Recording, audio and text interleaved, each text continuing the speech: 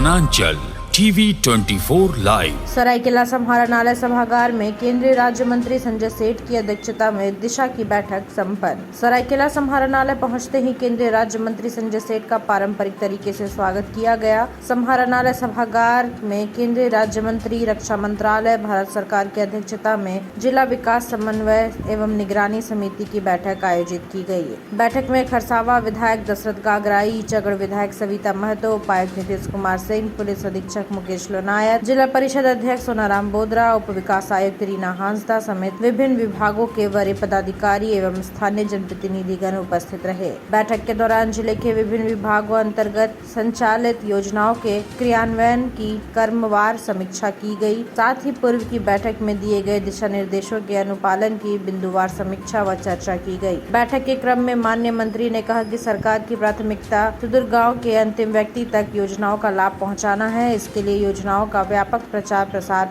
कर योग्य लाभुकों को शीघ्र जोड़ा जाए। लगभग 4 घंटे चले मैराथन बैठक के बाद मीडिया से बातचीत करते हुए रक्षा राज्य मंत्री संजय सेठ ने बताया कि आगामी नवरात्रि से पूर्व जिले के सभी खराब पड़े ट्रांसफार्मर को बदलने एवं जर्जर हो चुके सड़कों को दुरुस्त करने का निर्देश दिया गया है। इसके अलावा 3 सड़कों में अनियमितता के मामले में जाँच के आदेश दिए गए हैं। 15 दिनों के भीतर इसकी जाँच रिपोर्ट मांगी गई है। उन्होंने बताया कि चांडिल अनुमंडल अस्पताल में डायलिसिस की सेवा जल्द शुरू करने का निर्देश उपायुक्त को दिया गया है। उन्होंने कहा पितकी रेलवे ओवर ब्रिज मार्च तक पूरा हो जाएगा। वहीं हाथियों से हुए नुकसान का मुआवजा एवं हाथियों के प्रकोप से सुरक्षा कैसे सुनिश्चित हो, इसको लेकर वन विभाग को विशेष निर्देश दिया गया है। रक्षा राज्य मंत्री ने लोगों से स्वदेशी अपनाने की अपील की है। साथ ही पदाधिकारियों को अधिक से अधिक स्वदेशी उत्पादों का बढ़ावा देने का निर्देश दिया है। उन्होंने कहा कि इसके विपरीत परिस्थितियों में भी देश का जीडीपी इस तिमाही में 7.6 है, जो काबिले तारीफ है। रक्षा राज्य मंत्री ने जलापूर्ति, वेस्ट मैनेजमेंट, सड़क सुरक्षा जैसे मुद्दों पर भी दिशा की बैठक में चर्चा होने और अधिकारियों को निर्देश देने की बात कही। उन्होंने कहा कि किसी भी मामले में लापरवाही बर्दाश्त नहीं की जाएगी, खासकर भ्रष्टाचार के मामले में कोई मरम्मत नहीं की जाएगी। डिफेंस एक्सपो रांची में 19, 20, 21 सितंबर को होने वाला है। वो अपने आप में एक डिफेंस का बहुत बड़ा कार्यक्रम है। वो कोई एग्जीबिशन नहीं है। वो हमारे झारखंड के जो एमएसएमई हैं, जो स्टार्टअप है, जो और प्राइवेट प्लेयर है, वो डिफेंस सेक्टर में आए और सारी जानकारी लें। वहाँ सेमिनार्स, वर्कशॉप, सेना के बड़े बड़े अधिकारी वहाँ रहेंगे, सारे एक्सपर्ट्स रहेंगे, सारे साइंटिस्ट, सारे वैज्ञानिक लोग रहेंगे। वो कैसे हम भारतीय फौज को और इंडिजिनस और आत्मनिर्भर बनाएं, तो इस विषय में 3 दिन का बड़ा कार्यक्रम है। और वह कार्यक्रम 3 दिनों तक कार्यक्रम इसीलिए रखा है और लाखों लोगों को, झारखंड के लाखों लोगों को रोजगार मिलेगा। मैं जाता हूँ देश में हर जगह, मेरे खुशी है कि झारखंड के लोग हर जगह मिल जाते हैं, किंतु अगर झारखंड में उनको काम मिल जाए तो वो अपने घर में रहकर ज़्यादा सेवा दे सकेंगे। तो इसीलिए ये डिफेंस एक्सपो 3 दिन का हो रहा है। और यहाँ के भी आदित्यपुर और जमशेदपुर इस एरिया के भी बहुत सारे एमएसएमई सेक्टर उसमें भाग लेने आ रहे हैं, डेलीगेट्स भी आ रहे हैं। अपने में एक बहुत बड़ा एक रोजगार के क्षेत्र में और डिफेंस को इंडिजिनस करने के लिए बहुत बड़ा 3 दिन का आयोजन है। सर, आपके लोकसभा का मामला है की जानकारी अभी हमको ही है और उपायुक्त और पुलिस अधीक्षक इसको देखेंगे क्या मामला है। और आज दिशा की बैठक संपन्न हुई है। जिले की सबसे उपयोगी जो दिशा की बैठक होती है और सारे विभाग के अधिकारीगण आज थे। ऐसा कोई नहीं दिखा कि वो कोई अधिकारी नहीं हो। सभी मामलों पे गंभीर चर्चा हुई। माननीय विधायकगण थे, जनप्रतिनिधिगण थे। कुछ सड़क का मामला संज्ञान में आया है, जिसकी चर्चा गंभीरता से इस बैठक में हुई। वो पीएमजेएसवाई की सड़क थी, मुख्यमंत्री सड़क योजना के तहत सड़क थी, कुछ पीडब्ल्यूडी की सड़क थी। जो अधूरी रह गई, पैसा उठा लिया, बनी नहीं क्या, तो उसकी पूरी जांच उपायुक्त करेंगे। 15 दिन के अंदर उसकी जांच कर रिपोर्ट देंगे। और निर्णय ये हुआ है कि 22 तारीख से नवरात्र शुरू हो रहा है, उसके पहले कोई ट्रांसफार्मर ऐसा नहीं हो खराब है बदली ना हो। सभी ट्रांसफार्मर की जो खराब ट्रांसफार्मर है उनको बदल दिए जाएंगे और बिजली आपूर्ति नियमित की जाएगी। तीसरा, स्वच्छता पे भी गंभीर चर्चा हुई। 2 अक्टूबर राष्ट्रपिता महात्मा गांधी की जयंती आ रही है, पूरा देश महात्मा गांधी की जयंती मनाता, और उस समय बड़े स्तर पर स्वच्छता अभियान, उस पर भी चर्चा हुई। सॉलिड वेस्ट मैनेजमेंट प्लांट लगाने पे चर्चा हुई।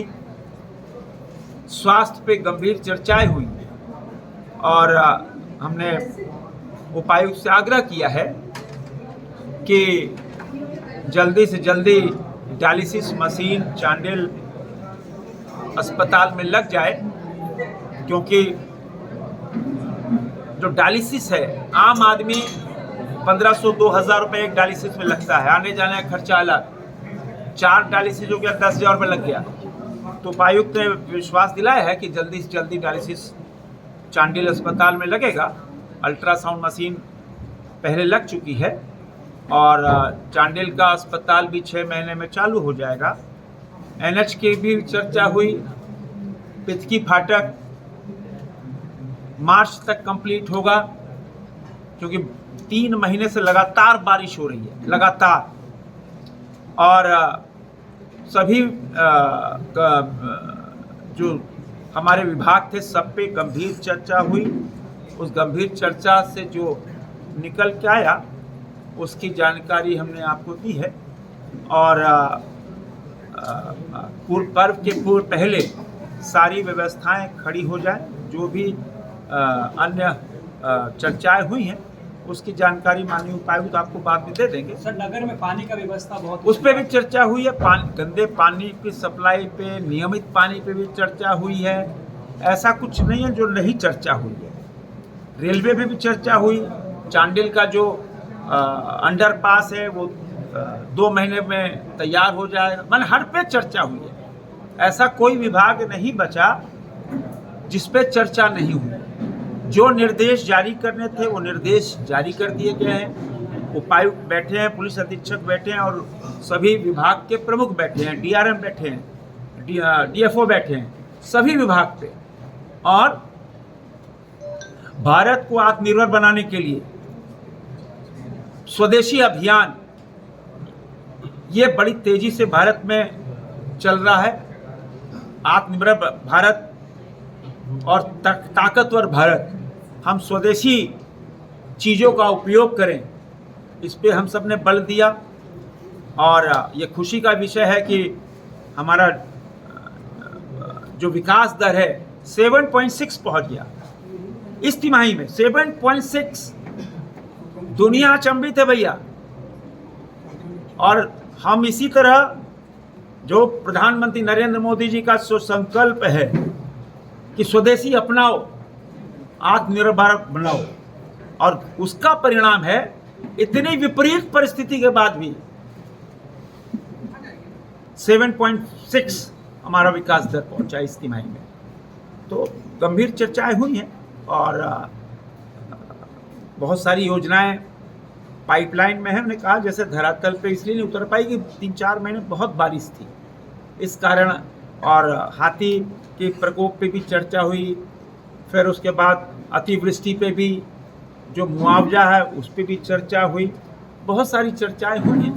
डिटेल में आपको बाद में पता लग जाएगा। चलिए आज आप सर 52 करोड़ की लागत से सरायकेला में 100 बेड का अस्पताल बन रहा है। अब वो अपने उद्घाटन से पूर्व जर्जर स्थिति में आ रही है सर। दरारें आ रही है और उसे मैंने पेंट वूंट लगा करके उसको भरा जा रहा है। ये तो सिविल सर्जन ज़्यादा बता पाएंगे। सिविल सर्जन भी यहाँ मौजूद है और उपायुक्त देख के क्या है इस पे अगर कहीं भी अनियमितता, वित्तीय अनियमितता है तो वित्तीय अनियमितता बर्दाश्त नहीं की जाएगी। किसी भी कीमत पर बर्दाश्त नहीं की जाएगी, क्योंकि सरकार का पैसा, इसीलिए 3 सड़कों का जांच का निर्णय हुआ। 3 सड़कों का वित्तीय अनियमितता गंभीर मामला होता है और उस पर माफी कोई अंत नहीं है, एकदम उस पर कड़े से कड़े उस पर लागू होंगे। सर वो भी अस्पताल है, वही भी अस्पताल है, मैं कह रहा हूँ वो भी अस्पताल है। तो उपायुक्त महोदय जांच कर पूरा निर्णय इस पे लेंगे। सर, जिस तरह का मामला अभी तक जी, रिंग रोड का मामला, रिंग रोड का मामला अभी उपायुक्त ने बताया, रिंग रोड का भी मामला पाइपलाइन में बहुत आगे बढ़ चुका है। डिटेल में माननीय उपायुक्त बताएंगे।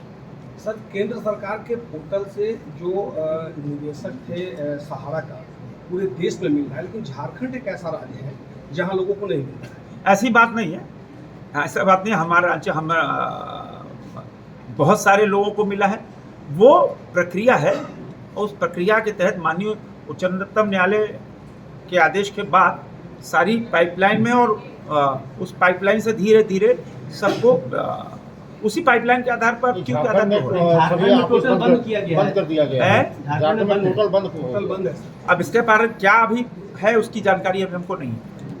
तो जिला में एक्सीडेंट्स को लेकर एक बहुत बड़ा problem हाँ, है। उसको भी एक्सीडेंट्स हो रही है। उस पे भी यहाँ NH के अधिकारी बैठे थे और पथ प्रमंडल के भी अधिकारी बैठे थे। उपायुक्त ने दिशा निर्देश जारी किए हैं और क्योंकि इस बार बताया गया 200-250 से ऊपर लोग लास्ट मंथ 26 लोग का हुआ। ये गंभीर है। रांची में भी इन 15 दिनों के अंदर शहर के अंदर कल माँ बेटी स्कूल छोड़ने जा रही थी बेटी को, कांके रोड मुख्यमंत्री आवास से कुछ कदम दूर गाड़ी चढ़ गई। भाजपा कार्यालय के सामने 4 को रौंद दिया गया। तो ये तो भाई देखो, सिविक सेंस हम सरकार कानून ला सकती है, लेकिन सिविक सेंस हमको डेवलप करना होगा, ट्रैफिक सेंस हमको डेवलप करना होगा। शराब पी के हम गाड़ी चलाएं और बड़े बाप के बेटे हो के हम बड़ी गाड़ियां चढ़ के तेज गाड़ियां चलाएं तो उचित नहीं भाई। और प्रशासन और सरकार उस पर गंभीरता से कर रही है। सर सबसे ज़्यादा अतिक्रमण गम्हरिया प्रखंड क्षेत्र में, अतिक्रमणवाद पे कोई कार्रवाई जिला प्रशासन नहीं कर रहा है। ज़्यादातर एक्सीडेंट उस मामले को लेकर होते हैं। तो ऐसा कुछ है तो माननीय उपायुक्त यहाँ हैं, उस पर निश्चित रूप से उसको संज्ञान लेंगे।